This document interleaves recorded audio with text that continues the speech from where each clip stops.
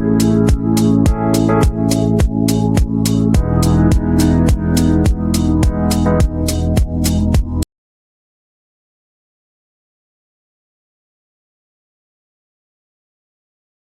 all of you. Here we begin with one of the most important topic for international taxation in your direct taxation paper, that is non-resident taxation. We have already completed the revision and chapter-wise exam for DTAA, equalization levy. Today, I'm doing non-resident. Next week, we will be doing transfer pricing. Today, this revision class, non-resident is a vast topic, and weightage is at least 5 marks. 2 questions will be asked, and 2 marks, say 1 or 2 MCQs. And when they're asking MCQs, they will ask you to justify also, right? So very important right now is we will do non-resident revision on screen with me along with problems. Whatever I'm discussing related problem, I will read. When I'm reading, you pause the video, take a screenshot or write important figures, and then when I discuss the answers, you check it. Okay, right? I hope that is helpful. In any way, if I can give you all, but ye pura material kaise aapko denge? So this is the way, let us do it. I have marked very important problems which are repeatedly coming. Non-resident is a topic wherein there is a lot of repetition. Similar kind of questions are asked. So let us very quickly divide it into parts, how I'm going to take up this revision class. First part of this chapter, let us decide the residential status of SSE. Because if you are a resident and ordinary resident, world income is taxable and you have to pay tax accordingly. If you are a non-resident, accordingly. Okay. So the first thing is we will learn how to decide the residential status. Ma'am, we have already done it in inter. Thoda depth mein karenge, deemed resident and all the concept. Okay. Once you know the residential status, then how non-residents are paying the tax in India on presumptive taxation. You might have covered this in business side. I'm going to cover it up here. All 44B, double B, triple P, non-resident, they just have some one kind of income in India, how they will pay the tax. Then most important 2 varieties of questions which are asked in exam is non-residents, some income are specifically taxed, like long-term capital gain. If you see your scanner is full of problems for long-term capital gain. Long-term capital gain, if NRI is having, you'll have to convert it, whatever capital gain you get in India in rupees, convert it by taking proper conversion rate. Then you will get the capital gain in dollars, euros, again reconvert and pay. So there are some steps which you have to follow while calculating capital gain, that we will see. Then very popular is non-resident sportsmen, musicians, comedians.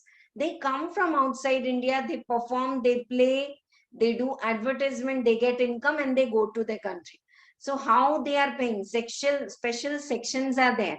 115 BAD, 115 BAC, and your foreign institutional investors. If they invest in India and if they get capital gain, how they are going to pay the tax. So this concept and problem, that's what I have planned for the revision. If you have any doubt, comment below the video. Ma'am, at 22 minutes, 10 seconds, you have said this, not clear.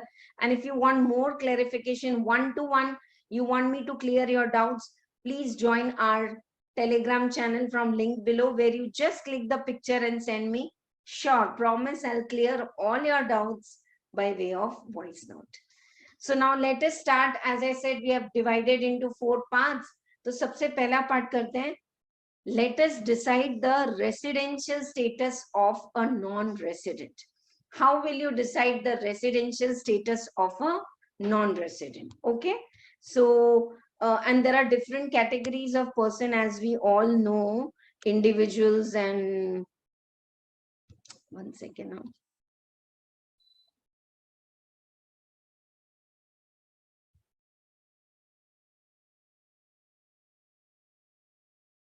So let us check now non-resident and how to decide the residential status of a non-resident. Okay. This first part, you might feel it's a repetition from your intermaterial, but in-depth questions are asked for 2 to 2 marks here also. Okay. Now for individual, 2 basic conditions are there. Any one of it he has to satisfy to be resident in India. Okay. Individual is present in India for 182 days or more, or he is in India for 60 days or more during this year, and 365 days or more during the 4 preceding previous years. I call it PPYs. PP is not Panipuri here. It is preceding previous years. Okay.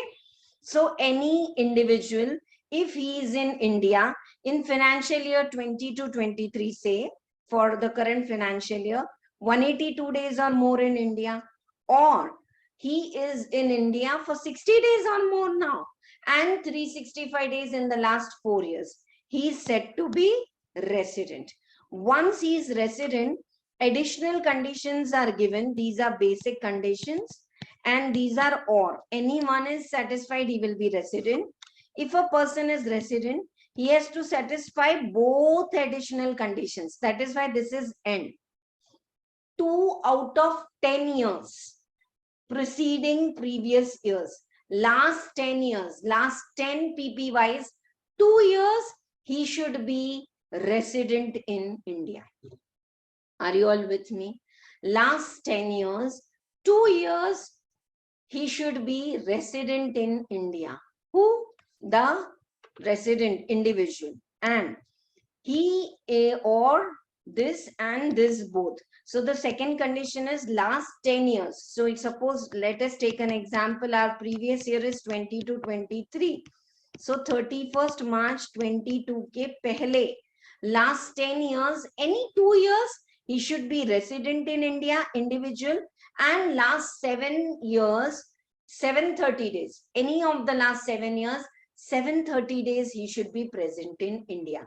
If he satisfies one of the basic conditions, both the additional condition, he is said to be resident and ordinary resident. He is satisfying basic condition, but none of the additional conditions, or one of the additional condition, but additional to dono satisfy hona hai, then he is resident, but not ordinary resident. So either he is resident and ordinary resident, resident but not ordinary resident, and basic conditions he satisfy nahi ho rahe, so he will become a non-resident. Now when I say he should be present in India for 182 days or 365 days in the last 4 years and all this, then very important is continuous stay is not required. Last 7 years, he should be in India for 730 days. He can come, go, come. Continuity is not required. The day he comes in India is counted. The day he leaves India is also counted. Okay, right. So that's what I have given here. Check in the flowchart. Individual. Any one of the basic condition is satisfied, he is resident. Both the additional conditions are satisfied, resident and ordinary resident. Any one of the basic conditions and any one of the additional condition is satisfied, resident, but not ordinary resident. And then non-resident. What is non-resident? None of the basic condition is satisfied. Clear to all of you? So individual is said to be non-resident if none of the basic condition is satisfied. तो ma'am non-resident है तो उसको कुछ tax pay नहीं करना पड़ेगा. No, there is. We have a table for that and we will see that. Now I am teaching you exception to rule wherein this second basic condition is not applicable. 60 days or more you are present in India in the previous year and 365 days in the 4 preceding previous year. So ye nahi chalega, right? Okay. So what are the cases in which second basic condition is not applicable? First one, an Indian citizen who leaves India during the previous year for employment purpose. For him, 60 days condition is not applicable. 182 days India mein to hi resident hai. Okay, who is Indian citizen? Huh? Okay, who is Indian citizen. Okay. Now, Indian citizen or Indian origin who is born in India, or any of his parents or grandparents are born in undivided India. Now, Indian citizen who leaves India during the previous year as a member of a crew ship. Ship में आप जा रहे हैं and you're working as a member of the crew, then 60 days wala condition is not applicable for you. What is applicable? 182 days or more. Okay. Here, very important is when he's boarding the ship, you know, there is a document called as continuous discharge certificate. So the day these member of the ship, they board the ship, they need to sign that. The day they unboard the ship, that day, so these many days they are said to be out of India. Once again, cases wherein 60 days wala second condition is not applicable when you are leaving India as a member of crew, or when you are leaving India for employment purpose. Third one, Indian citizen or a person of Indian origin who normally resides outside India and comes on visit to India during the previous year. Okay, for this third part, there are few things extra. So I have made this table also. See, for a person who is Indian citizen or Indian origin who stays outside India, comes to visit India, then instead of 60 days, it will become 120 days. How? Let us see. Is he in India for 120 days or more during the current year? Yes. 365 days or more in the 4 preceding year? Yes. And total income in India, other than foreign income, sirf India ki income has exceeded more than 15 lakhs. Then he's said to be what? Resident, but not ordinary resident. Are you all clear? See, first condition you are satisfying resident, go for additional condition. But you are not satisfying first condition. You are in India between 120 days to 181 days.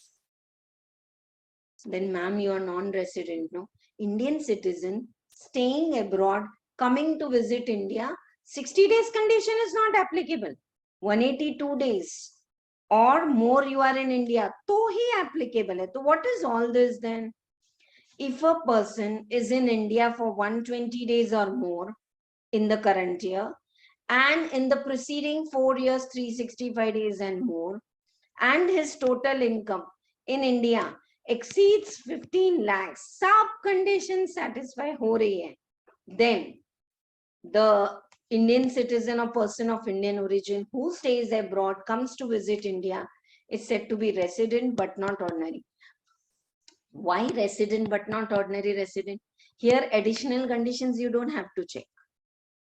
Additional conditions to normal, दोनों में से एक basic condition satisfy किए तो go for additional condition. This person of Indian origin staying abroad, coming to visit India, okay, then first condition satisfied normally. See the additional conditions. Second condition is not applicable. 60 days की जगह 120 days है, but their total income in India. Ma'am, I am in India for 144 days. But my total income in India is only 8 lakhs. Outside India, I have earned 30 lakhs. And I was in India for 140 days. What he will be? Non-resident. Here, 2-3 conditions are there. Person of Indian origin or Indian citizen staying abroad, coming to visit India, he should stay between 120 to 181 days.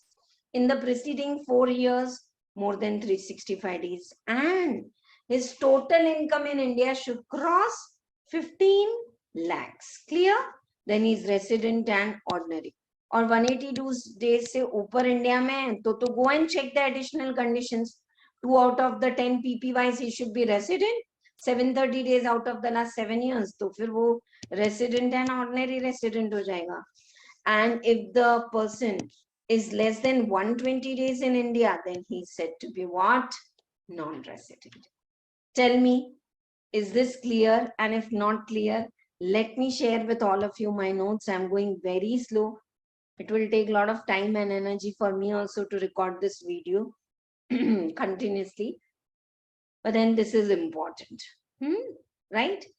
So what is the first condition? 182 days and more. So no problem. Second is 60 days.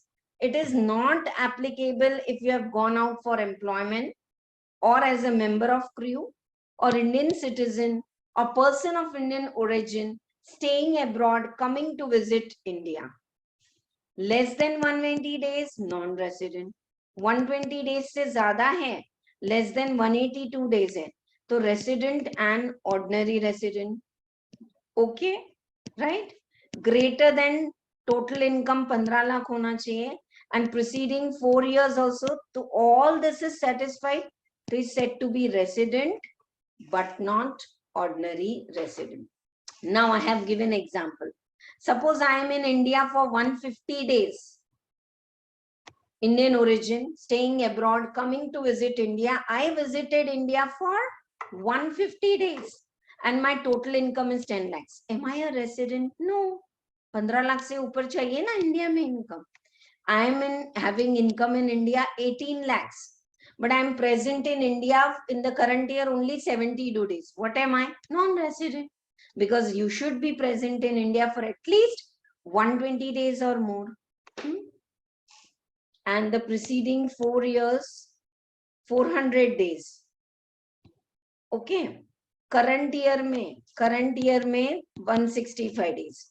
और total income भी 15 लाख के ऊपर है. तो ये क्या हो जाएगा? Resident but not. So these are all different examples I am discussing here. Okay. One second. Huh?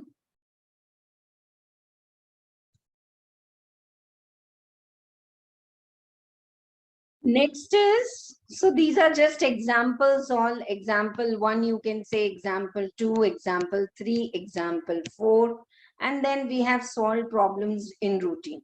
Yes, you have to write the conditions, you have to calculate the days, and then solve the problem.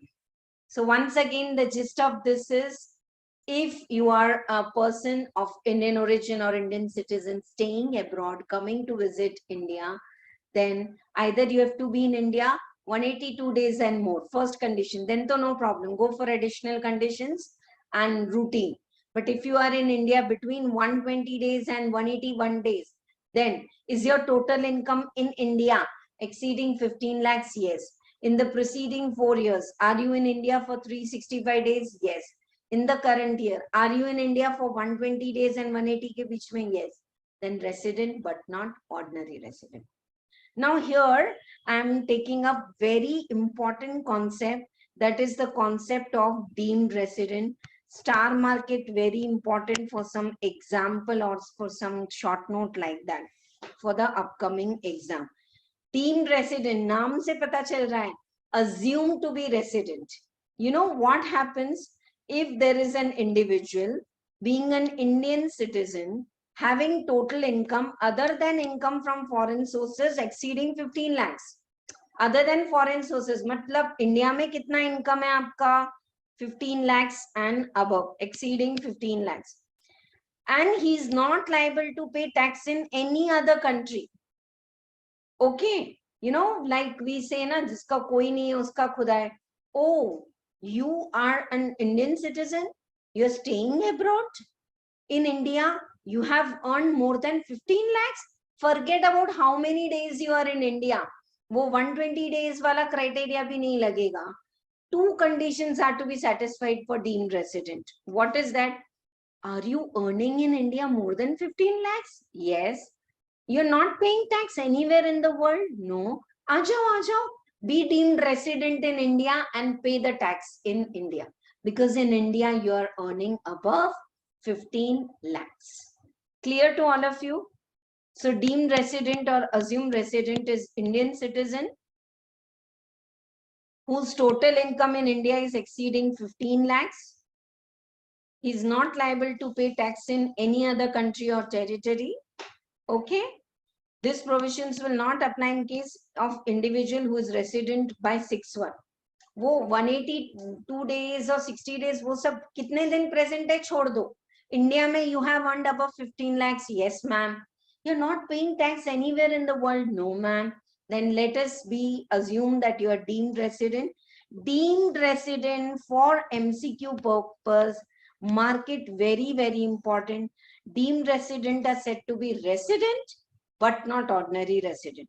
So in Kile, we will not check the additional conditions. 2 out of 10 years, he should be resident. Last 7 years, 730 days. No, not needed. Is this part clear to all of you? I've tried to explain it in detail because काफी problems आते हैं इसमें. Now, very quickly, residential status of HUF, AOP, BOI, partnership firm, LLP. Control and management. I call it heads and brains. From where the control and management is. Is it wholly or partially in India? Then that HUF, AOP, BOI is said to be resident. If control and management is wholly outside India, then it is said to be non-resident. So let us take example of, say, HUF. HUF is taking major decisions from India. So HUF क्या हो जाएगा? Resident. And additional conditions for HUF will satisfy by Karta. What are the additional conditions? Karta should be resident in India 2 out of the last 10 years. Karta should be present in India for 730 days out of the last 7 years. So additional conditions both are satisfied by Karta. HUF is resident and ordinary resident. One is satisfied or none satisfied. HUF is resident because control and management is partially in India, but then it is resident but not ordinary resident. Please pause this video and repeatedly watch 2-3 times with the examples on screen. Pause, note down the example, take notes. It will surely be clear for all of you. And if you like this conceptual coaching, download Concept Classes videos app, or you can ask in the comment, connect with us, and you can take the classes in Google Drive. Only for international taxation, those who want non-resident, transfer pricing, DTAA, these topics covered up, that is also available separately. Okay. Once again, dear students, partnership firm, there are 5 partners. 3 are controlling from India, 2 outside India. So control and management wholly or partially in India. Ma'am, there are 5 partners, 1 in India, 4 outside. Partially to India mein hai na. So control and management of HUF, AOP, BOI, partially or wholly from India, they are said to be resident.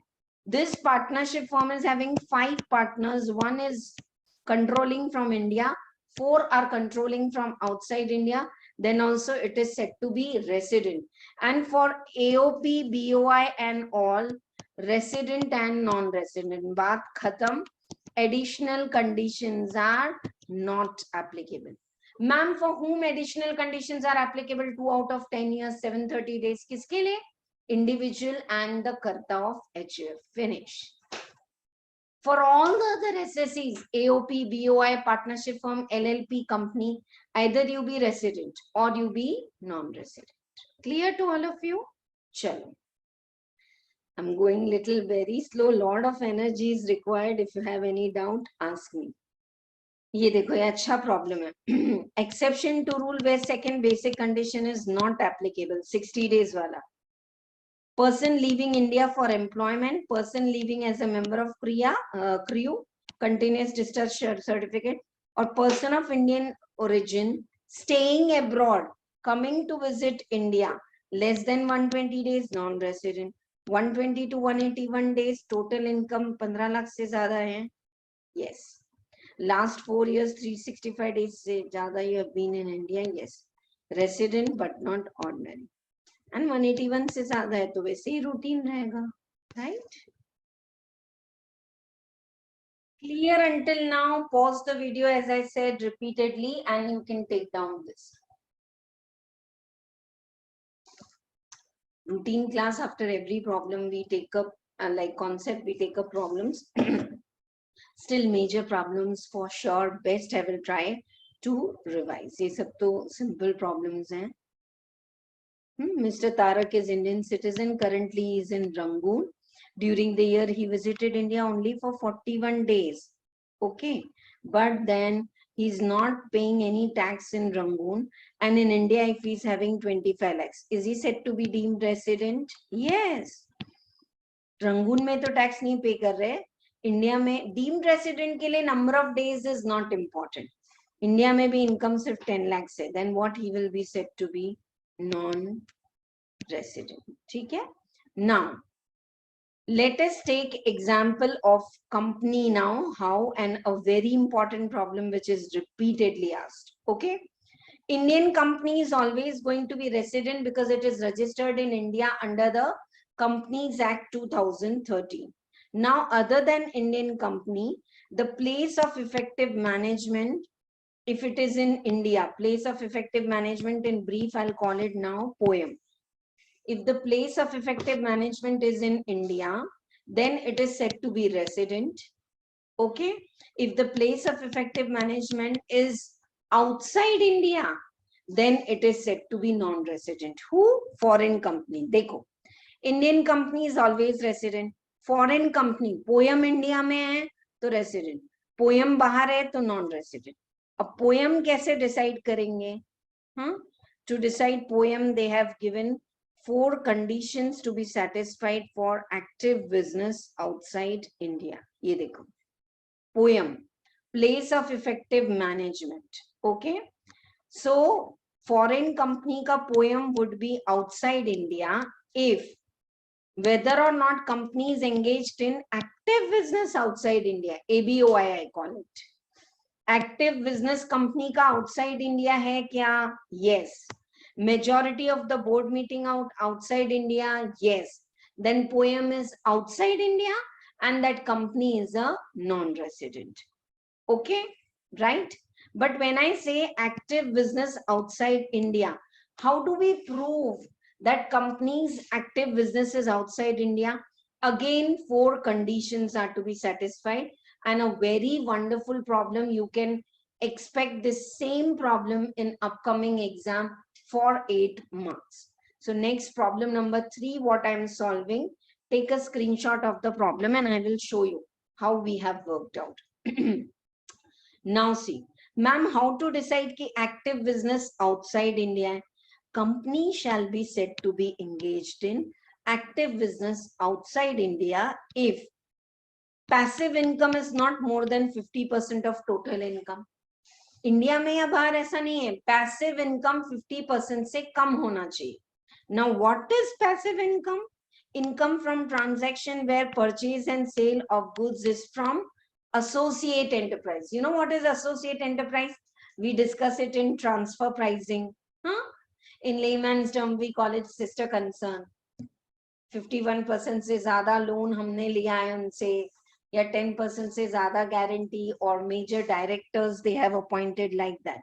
Now see, income from passive income 50% से ज्यादा नहीं होना चाहिए, and passive income is other than your business income like royalty, dividend, capital gain. ये shares का income है. So this is your passive. घर में बैठ के भी मिलेगा. Once you invest in shares, you will get dividend, capital gain, royalty, interest, or rental income. These are all passive income. Or transactions wherein purchase and sale both are with associate enterprise, then such income is also passive income, and this passive income should be less than 50% in India. If the passive income in India, passive income of the total income of the company, not in India, sorry, total income of the company में passive income जो है आपका, okay, right, that should be less than 50%. Now, less than 50% of total assets of the company should be situated in India. And when you take assets, depreciable asset, take opening, closing, divide by 2, and other assets, land and all, take at book value. Are you getting? Less than 50% of total assets in India. Less than 50% of the total income is passive income. Less than 50% of total number of employees are situated in India. Total number of employees के लिए you will take average number of employees at the beginning, at the end, divide by 2.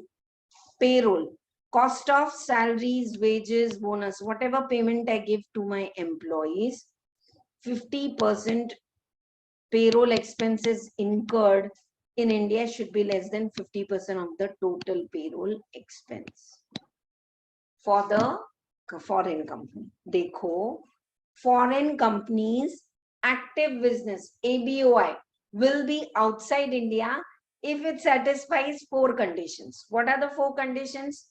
Passive income should be less than 50% of the total income. Out of total assets, less than 50% in India. Out of total employees, less than 50% in India. Out of total payroll salary related expense, less than 50% in India. Okay? So if all the 4 conditions are satisfied, then active business is outside India. Then you check the board meetings. Ye raha, aapka board meetings. If majority of the board meeting is also outside India, that foreign company is said to be what? Non-resident. ठीक है? Right.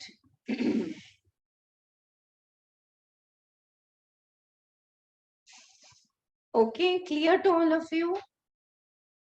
Poem is to be checked each subsidiaries separately अगर foreign company के subsidiaries हैं, and above data if available take for 2 years and take the average. Number of employees opening closing divide by 2, payroll cost you have to take, salary, wages, bonus, all other. If companies engaged in active business outside India, check then the majority meeting. Agar majority meetings be outside India hai, then poem is outside India. If the board of directors of company are standing aside and not exercising their powers, such power are being exercised by other person, तो देख लो.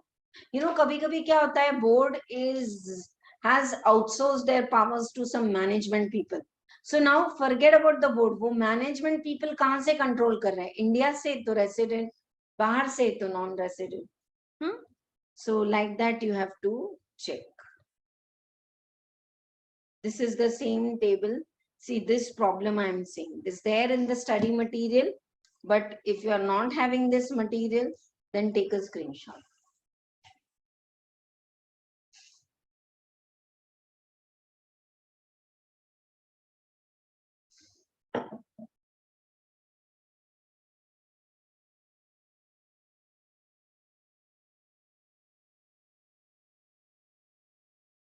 Did you read the problem?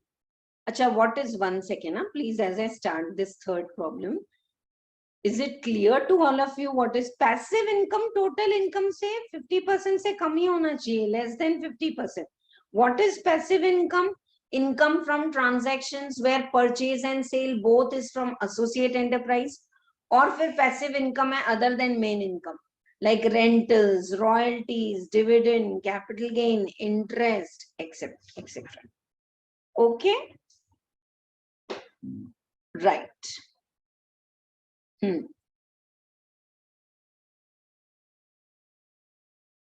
If the company is not controlled by board of directors, then you have to check key management.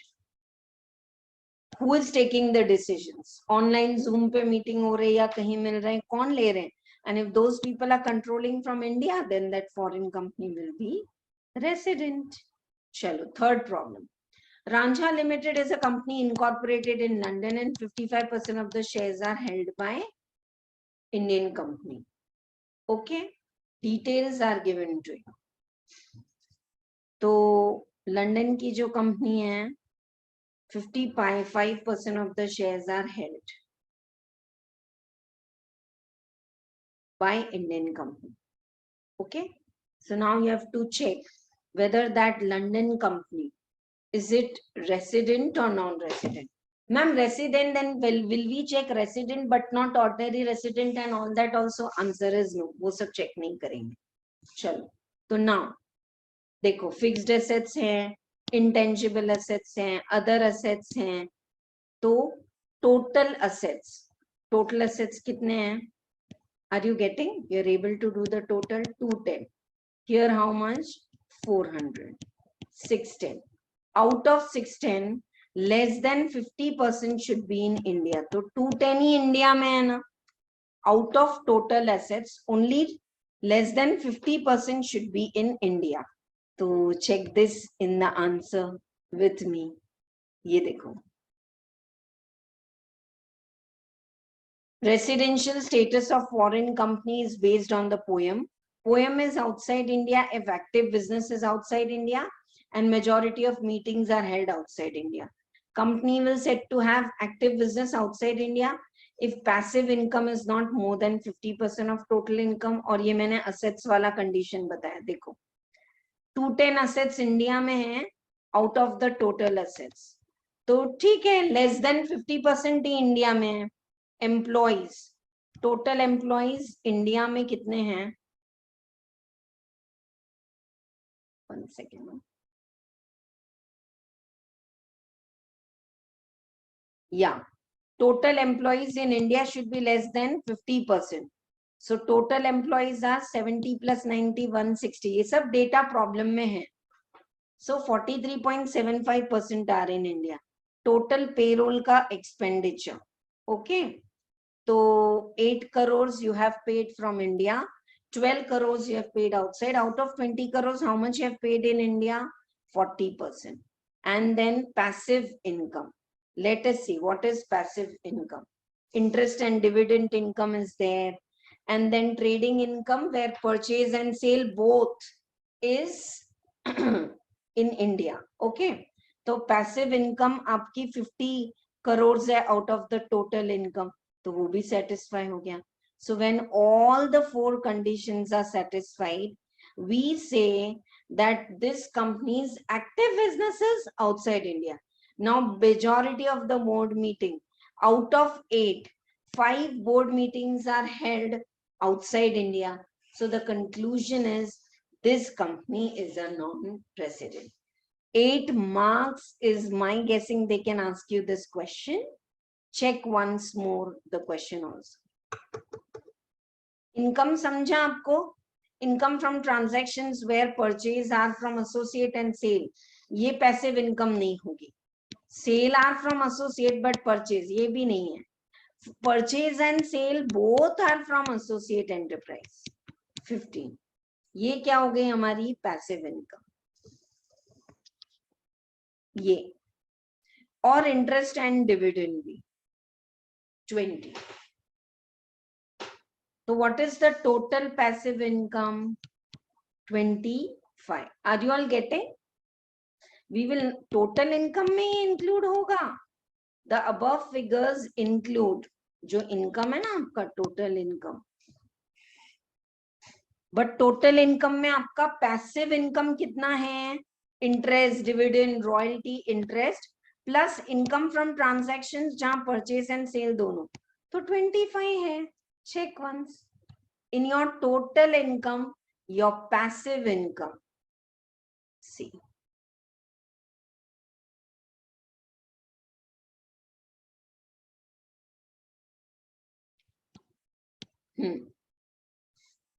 Total income में से आपका passive income कितना है?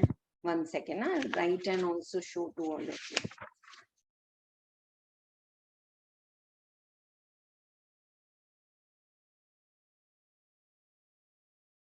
In India outside India का कुछ नहीं है, पूरा टोटल पैसिव इनकम लेंगे. तो first of all passive income is where purchase sale both are from associate enterprise and that is 5 plus 10 15. मिला सबको ये वाला. Next is interest and dividend 20 plus 15 35. So 35 and 15. 35 and 15. This is the passive income. And what is the total income? Total income तो फिर पूरा ले लेंगे. Total income आपको ऊपर ही दिया है.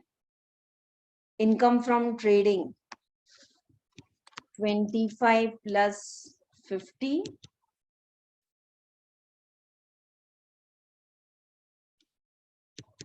75 और interest on dividend 20 and 15 35 110. Are you getting? India mein nahi, but just total passive income of the business should be less than 50%. So like this, they can ask you the question. Okay? Chalo. Let us quickly now dive into the next aspect of the non-resident. Now we are sure. We have decided. This is also a very nice question in your material. Only you can read it. So now we know the residential status. कि हाँ, residential status clear है. अब उस हिसाब से income tax होगी. Okay? Right. Yes means taxable. No means not taxable. So when income is received in India, income mili India mein, a person of USA selling the property to someone in Sri Lanka, but property India mein paise yahan aake de. So if income is received in India, yes, taxable for all. Income is deemed to be received in India. Income is deemed to be received in India. Okay. Then also, yes. So what is deemed to be received? Like I have given you income 10 rupees, but 1 rupee I deducted TDS and gave you 9. So income received by you in India is 9 rupees, but 1 rupee what I have just given you and then taken from you back and gave to government in the form of TDS. That is also your income, no? Deemed to be received income, right? Deemed to be received, yahan likh do, section 7 mein karenge. Income accruing in India. अभी बताया ना property India में या you are getting your salary you are working on a project last 3 years in Switzerland but you are getting the salary from government of India तो income कहाँ accrue हो रही है इंडिया में so income received in India taxable for all income deemed to be received taxable for all income accrued in India taxable for all deemed to accrue taxable for all now income received outside India, accrued outside India, business is controlled from India, then these two are paying tax. Who are these two? Resident and ordinary resident, resident and not ordinary. Resident to hai, first condition to satisfy ki, but second additional condition satisfy nahi ki. So still they will pay the tax, non-resident will not pay. Now, income earned outside India, received outside India, accrued outside India, business controlled from outside India, some outside India. So only resident and ordinary, these two will not pay the tax. Obviously, non-resident is saying, I am an NR, huh? That's what the chapter we are doing. I am a non-resident. Whatever is received in India, deemed to receive. Accrued in India, deemed to accrue. We will pay the tax. Clear to all of you? Right. Received in India, deemed to be received. Accrued in India, deemed to accrue. We will pay the tax. Baki we are NR. Why we should pay the tax if we are not having any business connection in India? Clear? What is the position of resident and ordinary resident? World income, he has to pay tax. That is why in DTA, if I'm a resident, I have to pay tax. But I gave lectures in Singapore. I earned there, I paid tax there. So we are giving relief. Agar agreement hai, to we are giving the average rate, whichever is lower, 91. Agreement nahi hai, to section 90 ka relief. Followed. What is deemed to be received? What is accrued? I think that's very simple theory. You can check. Like if property is in India and all, then it is deemed to accrue. Okay? Right.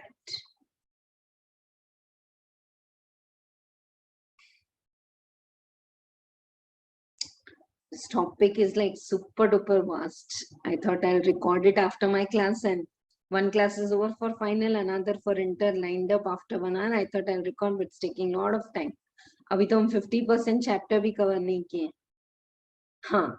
Okay. These kind of income also, how they are deemed to accrue and receive in India. जैसे income from salaries earned in India. If government of India is paying salary to anyone outside India, still it will deem to accrue and arise in India because कौन salary pay कर रहा है? Government of India. However, super duper important question for MCQs. Mark it, very important. If allowances and perquisites paid or allowed outside India by government to any Indian citizen for services rendered outside India, they are exempt. फिर से एक बार, salary received outside India from GOI, Government of India, taxable in India, wherever you receive. But outside India, if Government of India is giving you allowances and perquisites, it is exempt. Okay, right. Dividend paid by Indian company outside India is deemed to accrue or arise in India because Indian company will declare the dividend in India. AGM are held where the registered corporate office of company is situated, Bangalore, Hyderabad, jahan. So even if you receive the dividend in London or Canada, where that dividend has accrued India, so it is taxable. अब आ जाओ interest. Okay, these are very nice way and इसमें से questions पूछते हैं exam. Interest is deemed to accrue or arise in India if it is paid by government. Government is paying interest outside India, of course taxable. If it is payable by person resident in India, any person resident in India is paying interest for money used in India. I am a resident. I am paying interest on loan taken from non-resident and I am using this money in the project in India. So taxable. I am a resident. I am taking loan from non-resident in Australia for my project in Australia. तो project कहाँ चल रहा है? Australia में. Interest कहाँ पे हो रहा है? ऑस्ट्रेलिया में. किसको पे हो रहा है? नॉन रेसिडेंट जो ऑस्ट्रेलिया से. Why that income will be taxable in India? Once again, Government of India paying interest, royalty, fees for technical service, सबके लिए same concept है. In fact, I would like to skip all this interest, royalty. इन सबके लिए मैंने common बनाया है point. ये रहा. This is my best way. And you want, write it down. Take a pause, screenshot ले लो, जो करना है करो. ये इसमें मैंने पूरा gist बता दिया. See, if I am paying interest, royalty, fees for technical services. If it is paid by Government of India, taxable. If it is paid by resident for his project, loan, technical service, anything in India, taxable. Ma'am, even if we are paying to non-resident, yes. I called a non-resident from Florida and asked him help to, reinstall the statue in the tankment. तो उसने हैदराबाद आके he gave all the services. So is that royalty for that Florida person taxable in India? Yes, because we are paying royalty or interest or fees for technical services to a person who is doing it for business in India. Okay, paid by resident for business connection or project outside India to non-resident, not taxable. Resident is paying interest, royalty, fees for technical services all. But to a non-resident for project outside India, तो मैं तो पे कर रही हूँ. Income किसकी है? Non-resident के. कहाँ मिल रहा है? Outside India. Where he is giving the service outside India. Why he should pay tax in India? And last one, when non-resident is paying interest, royalty, fees for any business connection or project in India, it is taxable. Non-resident अगर India में काम करवाने के लिए interest royalty fees दे रहे हैं तो taxable है. Non-resident paying to other non-resident in their home country, interest and all that is exempt. Take 2 minutes time and ask me any doubts you have. After this, you should be confident to solve those 3 wala problem, some income they will give and whether it is taxable for resident and ordinary resident, resident but not and non-resident.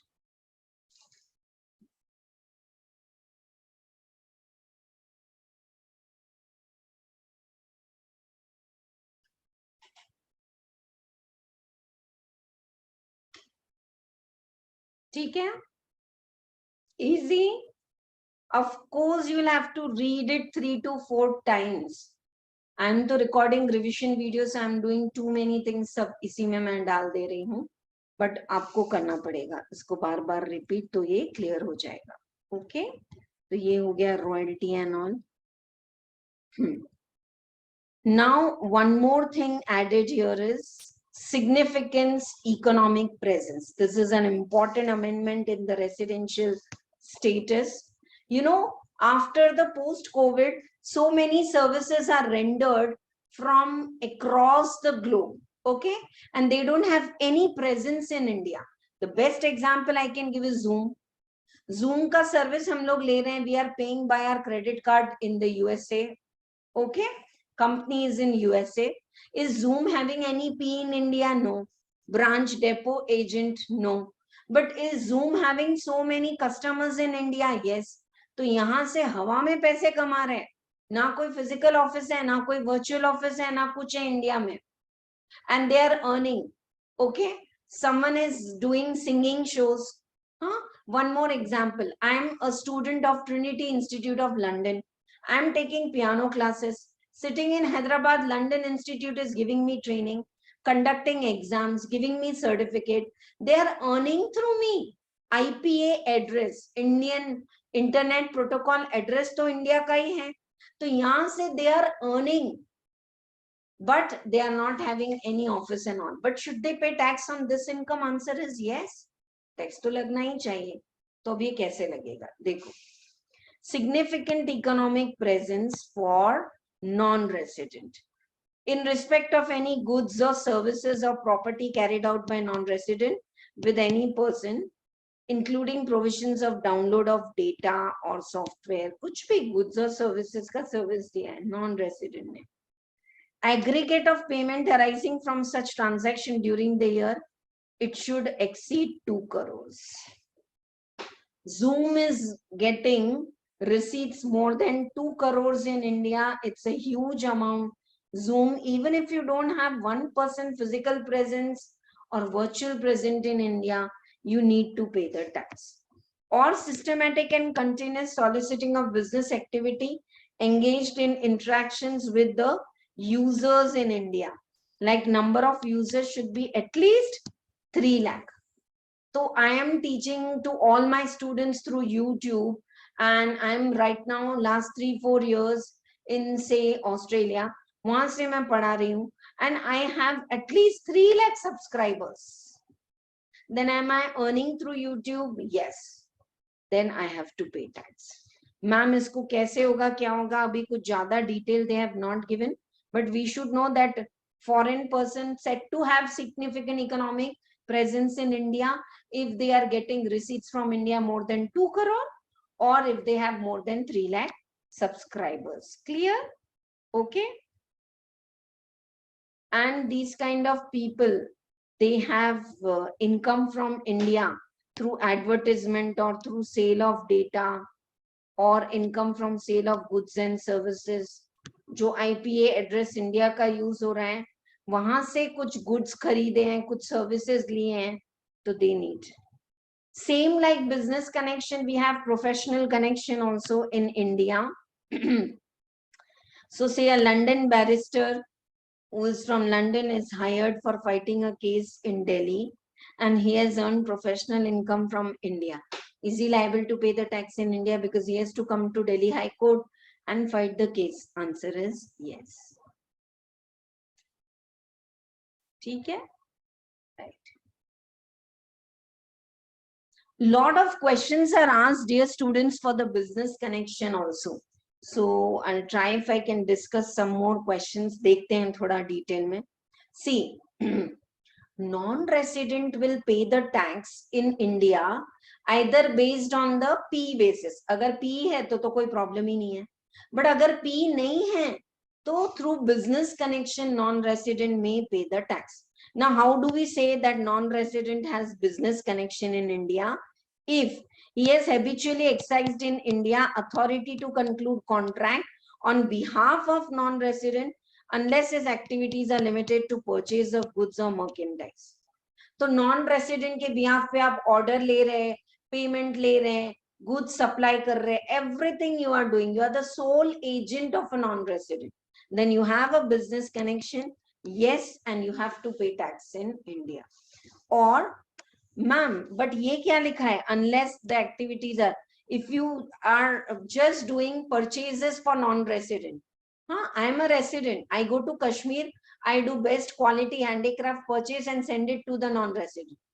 Can we say non-resident ye pura Indian product hai, jo kamaye India mein tax pay karna? No. Only NR coming to India and buying and going need not pay any tax.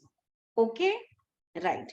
Or he has no such authority but habitually maintains in India a stock of goods or merchandise from which he delivers goods. Okay, तो godown है India में, तो वहां से जो भी cell हो रहा है, that has got a business connection, yes. Or habitually secures orders in India mainly or wholly for non-resident, for that non-resident and others, subject to some conditions. Non-residents के लिए आप business और order procure कर रहे हैं, तो business connection है. So in all these cases there is business connection, and non-resident only for that part of income he has to pay tax in India. Exception to this rule is, ये भी exam में MCQs में और पूछते हैं काफी बार, okay, that if non-resident is doing business through a broker who is broker for many people.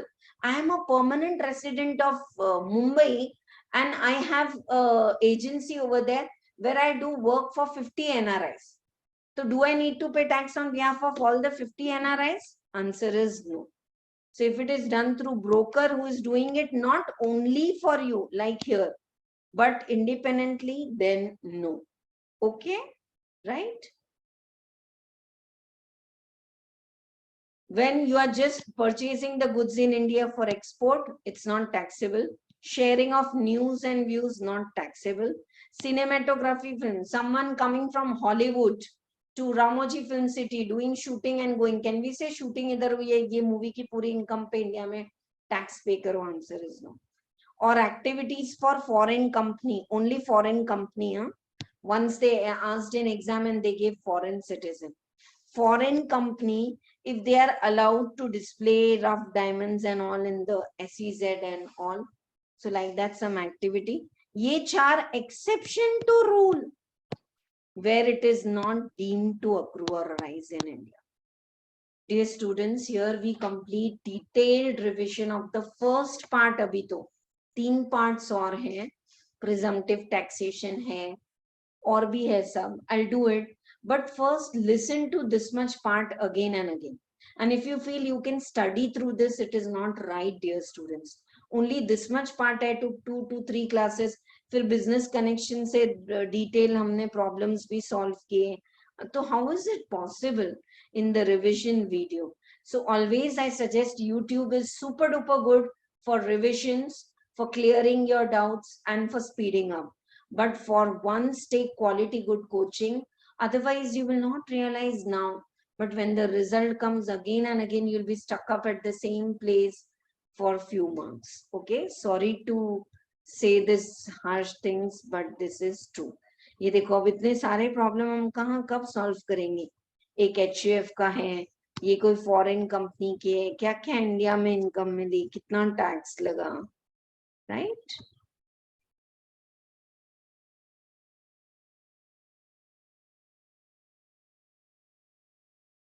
Business connection, one very nice question is there. I thought I'd kept it here, but when it comes, I will say. All right, let us begin now the second aspect of this chapter. If you have done it in business head, fine. Non-residents can also pay the tax on presumptive basis. Like for residents, we have 44 AD, 44 ADA, vehicles ke liye 44 AE.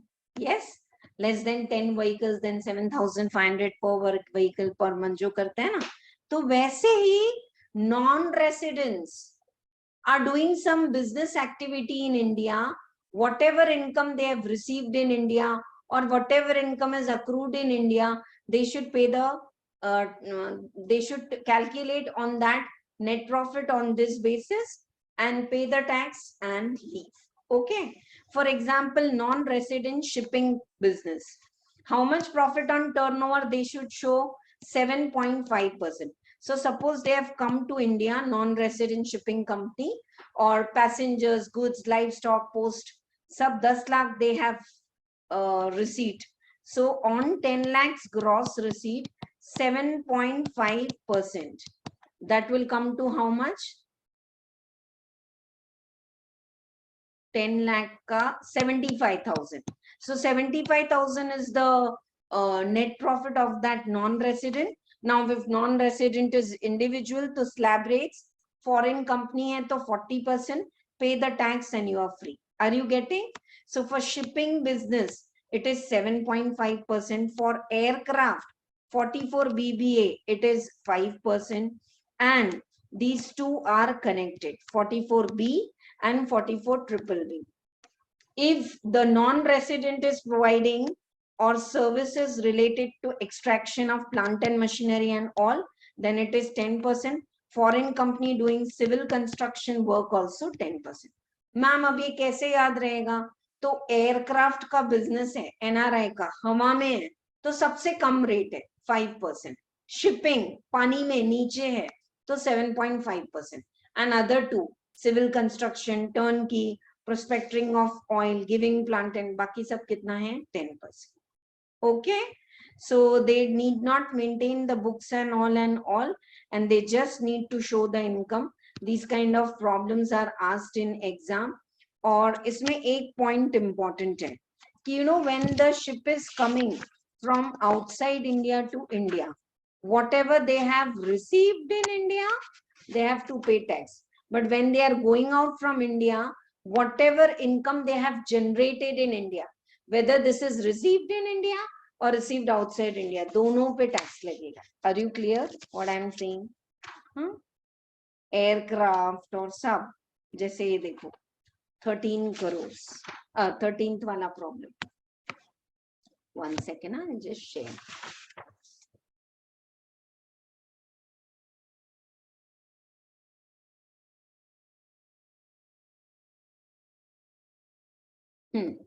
Just take this example, might come for 4 marks, so I want to discuss.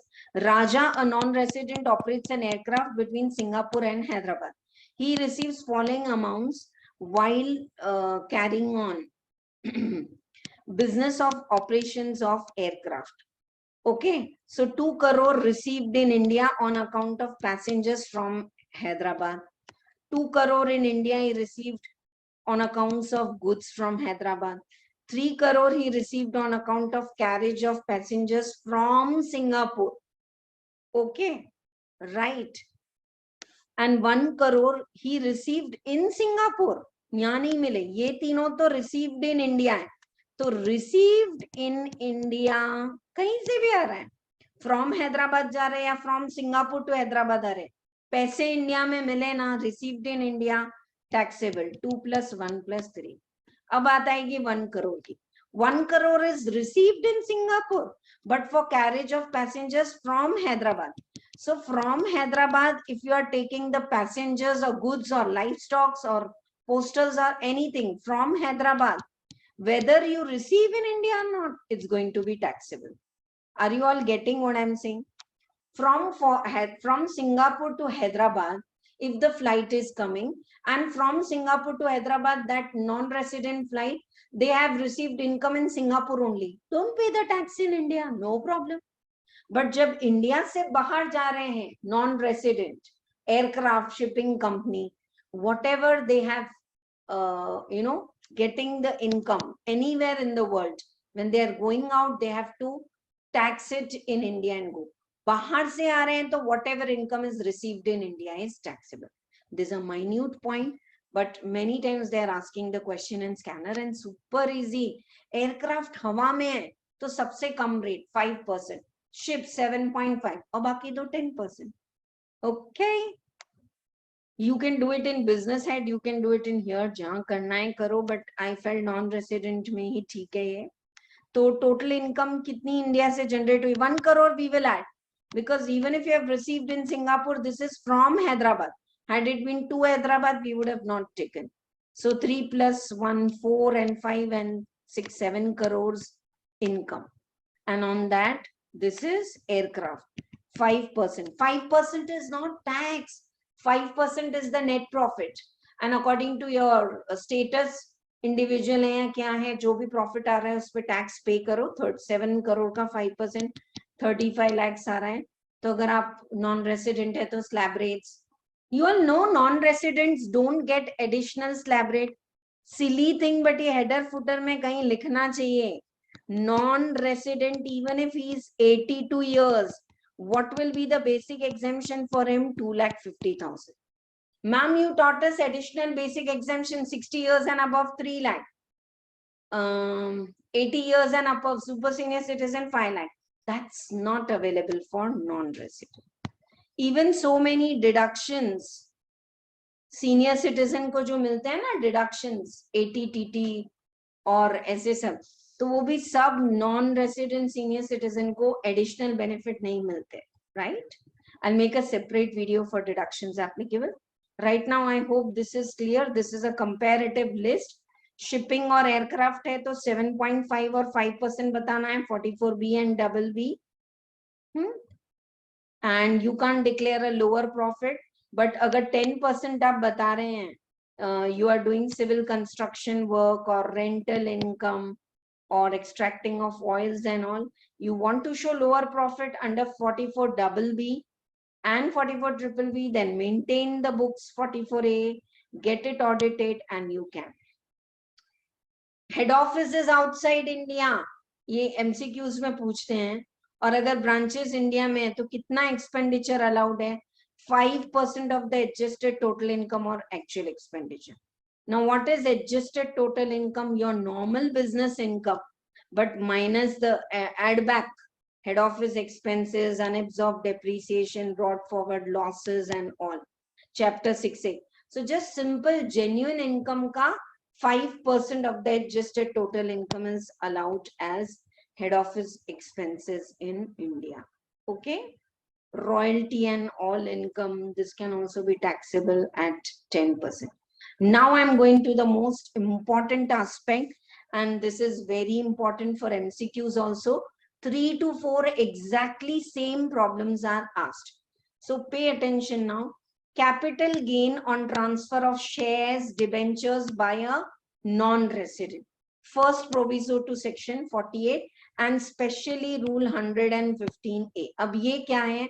Non-resident को capital gain हो रहा है shares and debentures में. Okay.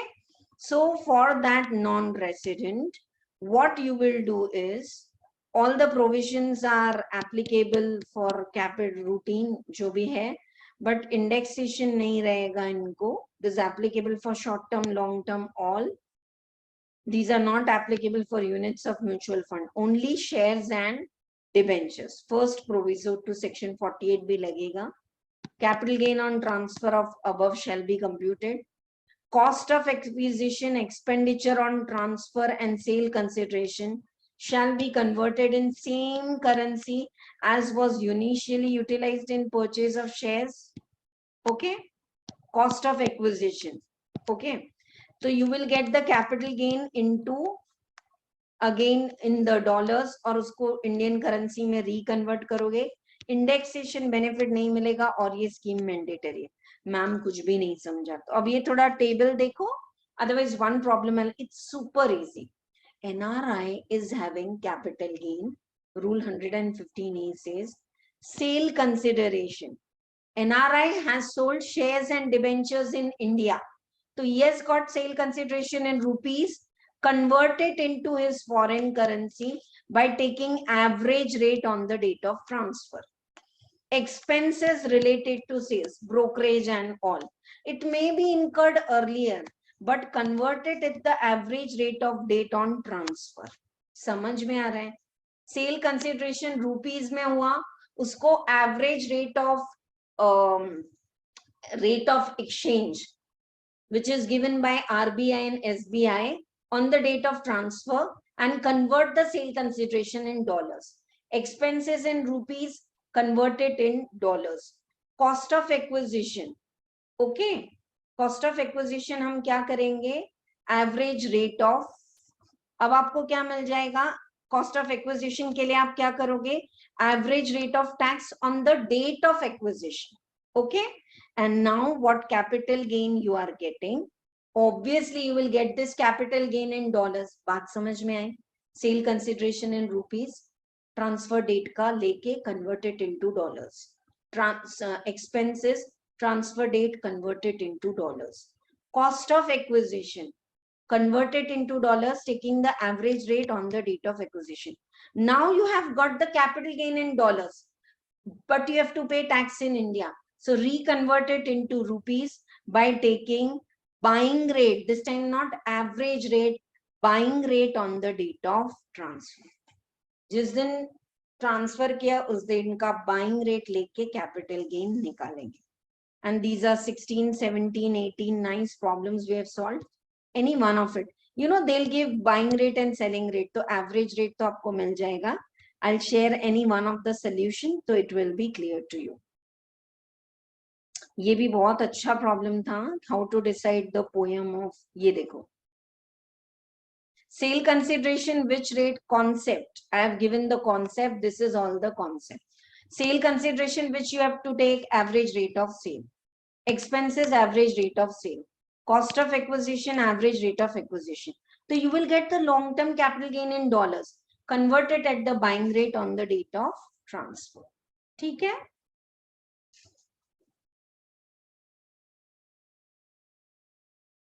ये देखो. You have sold some shares. NRI has sold 2,25,000 के हैं.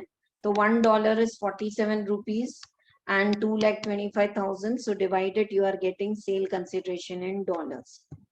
Expenses in dollars. Cost of acquisition जो rupees में था उसको भी convert करके dollars.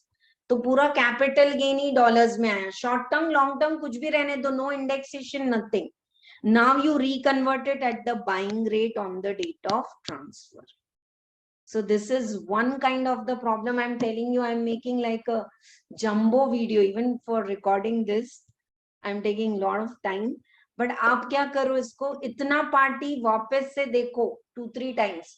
Then it will be clear. And note down that small concept, which rate you have to take. Chalo, going by the next concept. So this is clear. One more capital gain is there here that I want to cover up first. You know, when non-resident is buying the shares and all in convertible foreign exchange, then section 115C to 115I is applicable. Okay. Convertible foreign exchange में non-resident has purchased foreign exchange asset. Okay. Foreign exchange asset क्या खरीदे? Shares in India, debentures in India, deposits like FDs in bank होते हैं ना, deposits in Indian company, securities in the central government and all. So non-resident has purchased forex, foreign exchange asset in convertible exchange. Then whatever is investment income and capital gain, it is taxable at a fixed rate, 115C2I. Okay, right? So जो भी income on investment आएगी, it will be taxable at 20%. और जो भी long term capital gain आएगा, it will be taxable at 10%. And all the other income, normal. Short term capital gain on shares 15%, बाकी slab rates and so on. Now, because you have purchased the share in Forex and you have got to pay the tax at 10%, and investment income जो dividend आ रहा है shares पे या interest आ रहा है debentures पे 20%. So you have sold the shares of Indian company and you have purchased another shares of Indian company only. Okay. Now in that case, you will get exemption under section 115F, just like your section 54F. आपका sale consideration है 25 रुपए, cost of acquisition आ रहा है 20 रुपए, capital gain आ रहा है 5 रुपए. If you invest 3 रुपए, okay, when your sale consideration is 25, let us say you have invested 23, so you will get proportionate exemption. Ma'am, capital gain is fine, I invested 23, Will it completely be exempt in section 115F? Answer is no. Sale consideration 25 था तो capital gain 5 था. You under invested, you invested 23. What is the capital gain? See, capital gain कितना है? 5. Cost of acquisition in the new asset 23. You invested in new asset. What was the net sale consideration? Sale consideration minus expense 25. I hope you are getting. Cross multiply, exactly same how we do 54F exemption. 115F. Income कितने पे tax होगा? 20%. Capital gain कितने पे tax होगा आपका? 10%. And exemption का benefit भी मिलेगा. You need not file the return if you don't have any other income. Even after you become resident, but if you have purchased this in Forex, you can still continue with this optional way of paying the tax. We have solved problems related to this. These are all very nice problems. Any one of it, I will show you the solution if you can check. Then I will allow you to take a screenshot of the problem also.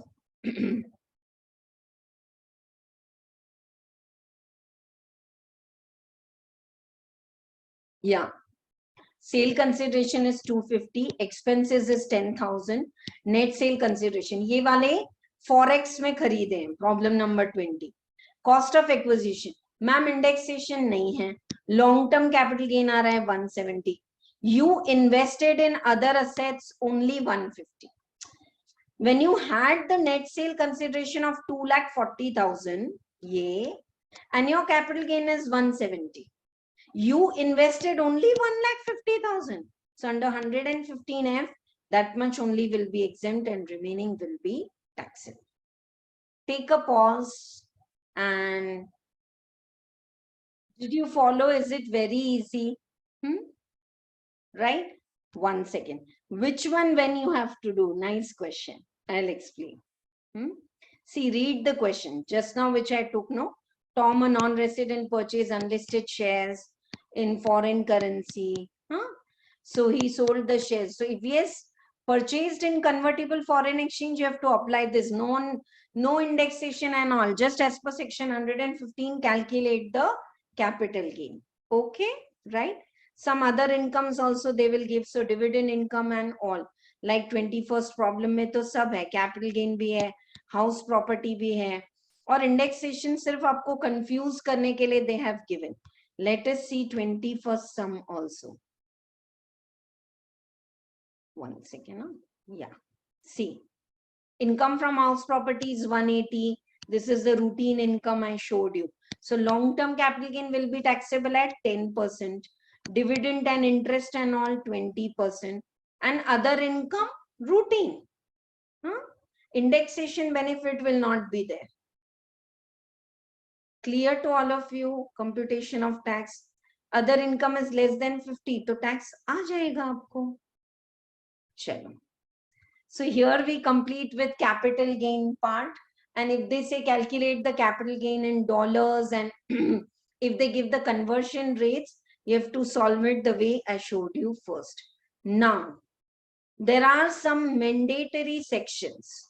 Mandatory means absolutely mandatory sections are there that few incomes of non-resident, you have to tax it like that.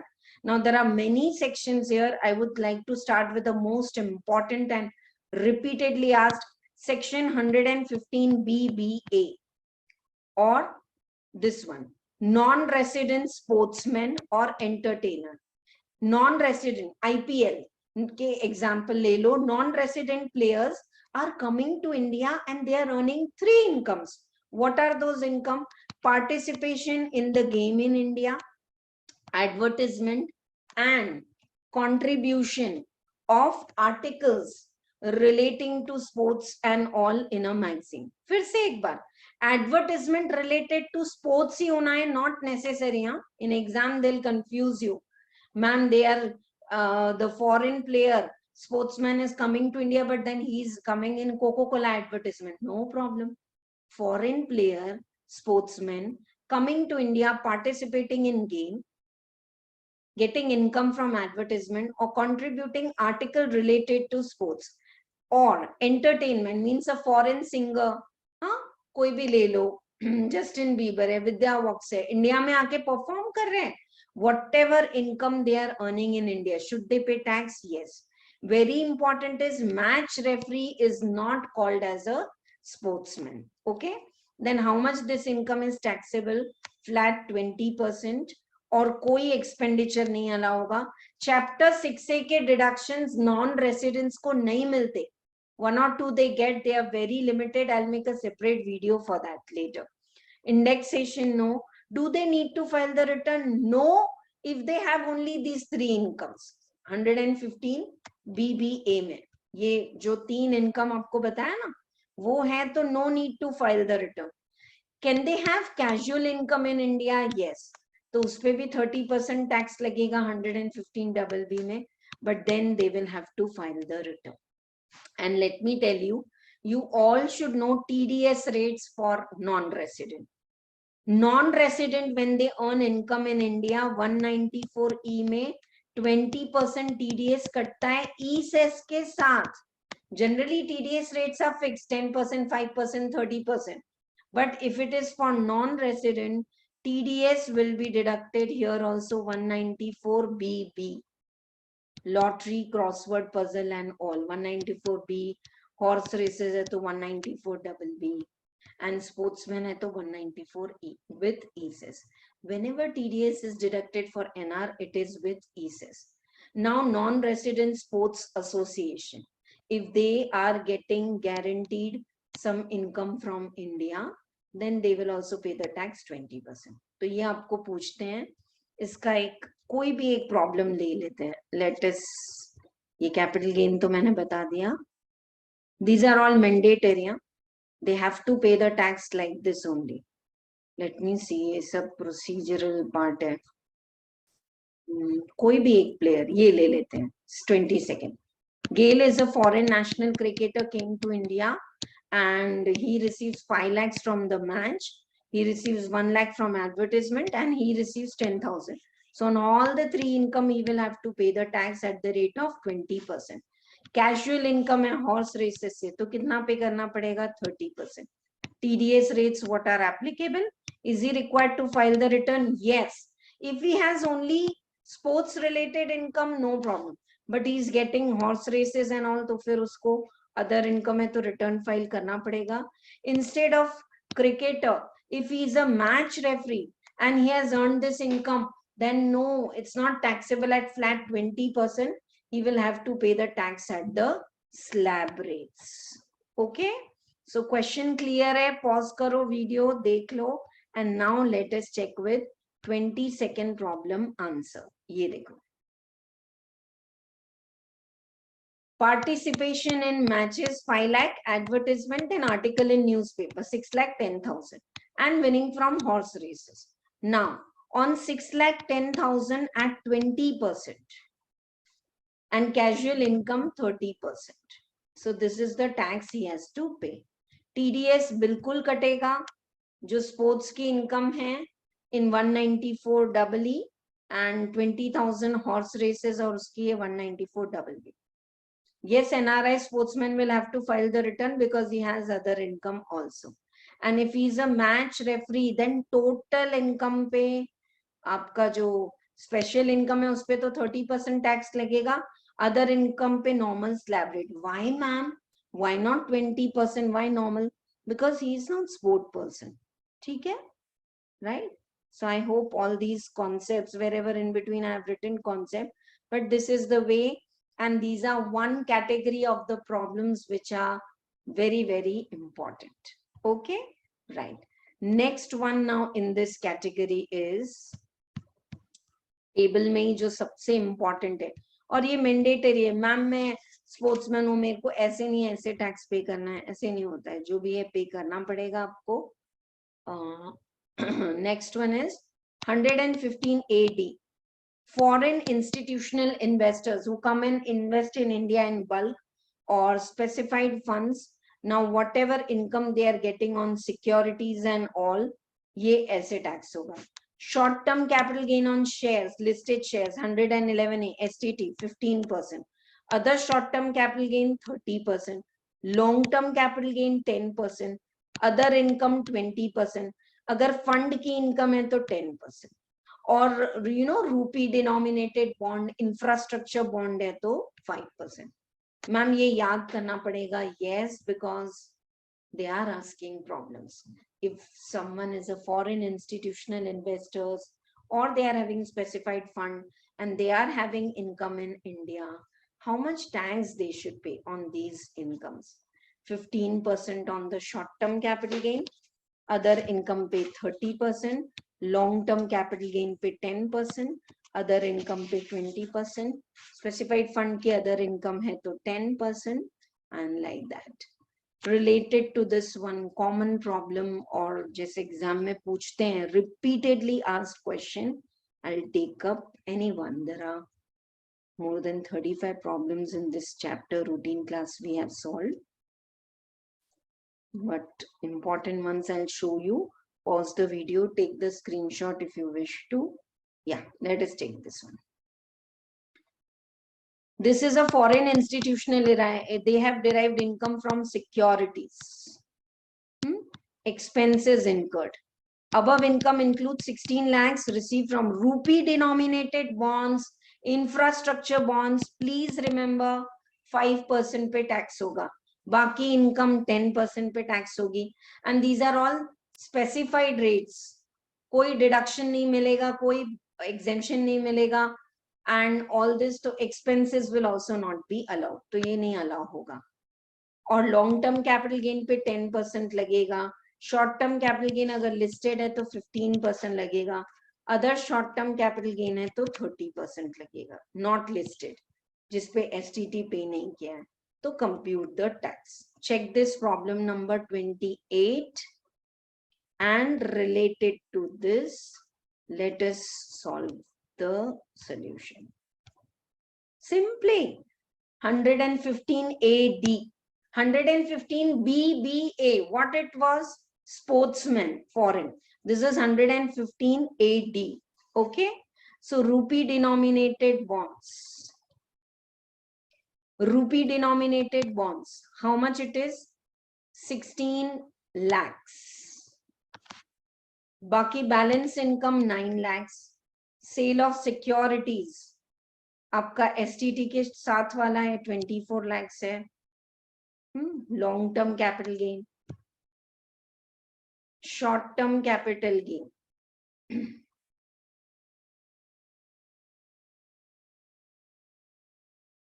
8 lakhs आ रहा है. No expenses are allowed. Did you see? Interest से related expense are also not allowed. Short term capital gain 8 lakhs आ रहा है, इस पे कितना करेंगे? 15%. Short term capital gain बाकी है, उस पे 30%. Let us check this.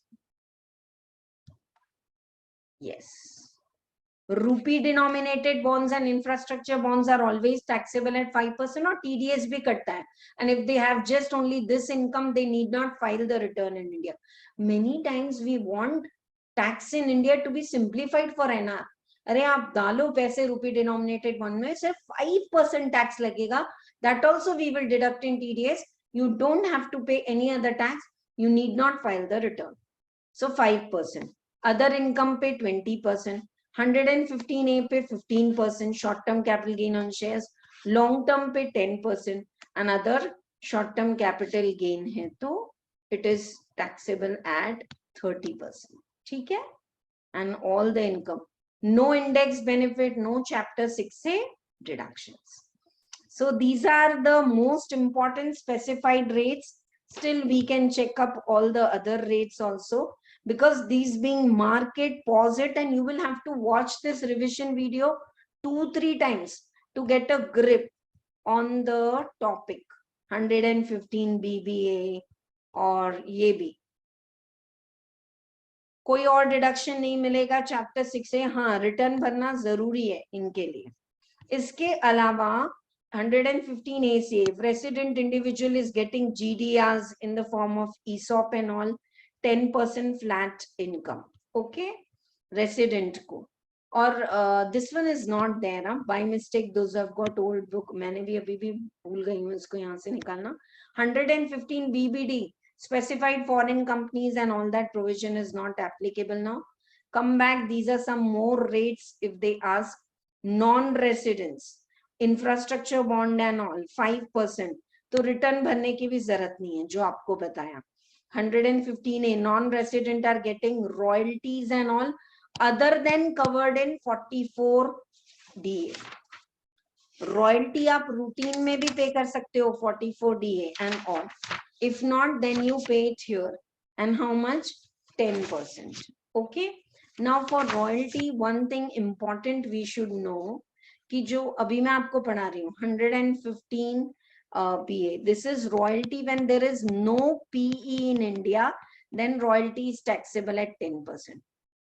अगर PE है, फॉरेन कंपनी का प्लेस ऑफ एस्टैब्लिशमेंट इंडिया में है, yes, then royalty income will be taxable under 44DA routine में, and they will pay tax. हाँ, here expenses are also allowed. I hope you are getting. Royalty income, if they don't have any P, flat 10%. But if the royalty income, they have the P, then expenses are also allowed, and in routine, it will be taxable. Overseas financial organization, if they invest in mutual funds and all, and they are getting long-term capital gain, to 10% ही है, but return तो भरना पड़ेगा, yes.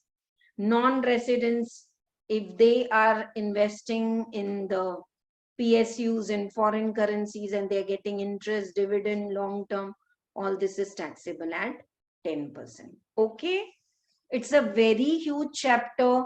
I'm also thinking if anything I have missed, I will check it. If you have a doubt, you ask me right now.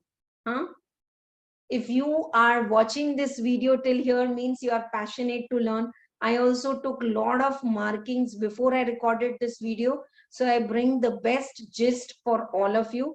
This is a fast track video for revision. I'm telling you, dear students, trust me, you need to take coaching for one systematic coaching, and it could be crash course also if you're working, no problem. So just download the Concept Classes app, watch it. There are routine, just I think 60 classes are there. Every weekend also, if you watch 2-3 classes, you'll be able to cover up. And weightage wise, non-resident DTA is very important. Transfer pricing I will take live classes to discuss the top important some theory questions also, which are repeatedly asked in exam. सीधा सीधा पूछ लेते हैं, write a short note on secondary adjustment. What are the cases wherein GAR is applicable? Who are the 5 people who can go for advanced ruling? So there is a list. So all that will be discussed in live class. MCQs I can't record and talk कि मैं ही पूछ रही हूँ, मैं ही answer दे रही हूँ. So subscribe to the channel at least till your exam. Comment below the video. It takes a lot of energy to record these videos along with all the routine classes and chapter wise exams for CMA final, CA final, which is going on. So if you really feel the concepts got more clear, comment below. And if you have a doubt, most welcome to join our Telegram group. You click the picture and send, and I'll clear your doubt for sure, right? Thank you so much for watching this video till end, and promise you're going to share it with 5 of your friends so that Dipti Chheda ma'am's conceptual knowledge reaches across India, right? And wherever you felt I have written concepts in my material and you want to take it down. It will take 2 minutes, but one day before exam, sale consideration mein ye lena hai, isme ye lena hai, it will be very clear, right? Thank you so much. Bye-bye all of you. All the best.